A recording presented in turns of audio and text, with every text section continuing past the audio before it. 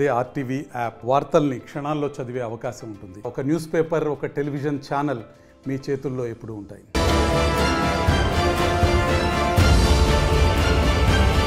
FASTag సంబంధిత సర్వీసులపై ఇవాటి నుంచి కొత్త రూల్స్ అమల్లోకి రానున్నాయి. టోల్ పేమెంట్ ప్రక్రియ మెరుగుపరచడం, టోల్ బూత్ల దగ్గర రద్దీని తగ్గించేలా National Payments Corporation of India (NPCI) కొత్త గైడ్ లైన్స్ ను జారీ చేసింది. ఇందులో భాగంగా వాహనం కొనుగోలు చేసిన తర్వాత 90 రోజుల్లోగా వెహికల్ రిజిస్ట్రేషన్ నంబర్ ను ఫాస్టాగ్ నంబర్ లో అప్లోడ్ చేయాల్సి ఉంటుంది. గడువులోగా నంబర్ ను అప్డేట్ చేయకపోతే అది హాట్ లిస్ట్ లో ఉంటుంది. ఆ తర్వాత అదనంగా మరో 30 రోజులు గడువు ఇస్తారు. అయితే అందులో కూడా వాహనం నంబర్ ను అప్డేట్ చేయకపోతే ఫాస్టాగ్ బ్లాక్ లిస్ట్ లోకి వెళ్తుంది. అయితే రిలీఫ్ ఏంటంటే ఫాస్టాగ్ సర్వీస్ ప్రొవైడర్ కంపెనీలు అక్టోబర్ 31 లోపు మొత్తం 3 సంవత్సరాల ఫాస్టాగ్ కేవైసీ చేయాల్సి ఉంటుంది.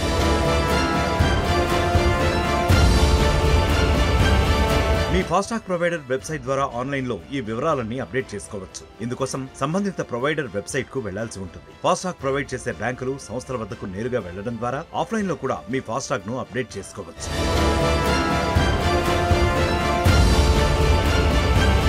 ఫాస్టాగ్ అప్డేట్ చేయకుంటే రెట్టింపు ఛార్జీలు వసూలు చేయనున్నారు. విండ్షీల్డ్ పై ఫాస్టాగ్ ను అమర్చని వాహనాలకు రెట్టింపు టోల్ చెల్లించాల్సి ఉంటుంది. అంటే ఇక నుంచి ఫాస్టాగ్ ని విండ్షీల్డ్ కి తప్పనిసరిగా జత చేయాలి, లేకపోతే బాదుడు తప్పదు. జాతీయ రహదారులపై అన్ని వాహనాలు టోల్ ప్లాజాలను దాటడం తప్పనిసరి. విండ్షీల్డ్ పై ఫాస్టాగ్లు లేని వాహనాల కారణంగా టోల్ ప్లాజాల వద్ద ఆలస్యం అవుతుందని, ఇతరులకు అసౌకర్యాన్ని కలిగిస్తుందని national highway authority of India (NHAI) తెలిపింది. అందుకే ఛార్జీలను రెట్టింపు చేస్తూ నిర్ణయం తీసుకున్నట్లు తన గైడ్ లైన్స్ లో వివరించింది.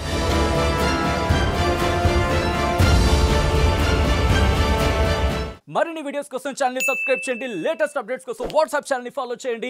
అండ్ లింక్ డిస్క్రిప్షన్ లో ఉంది.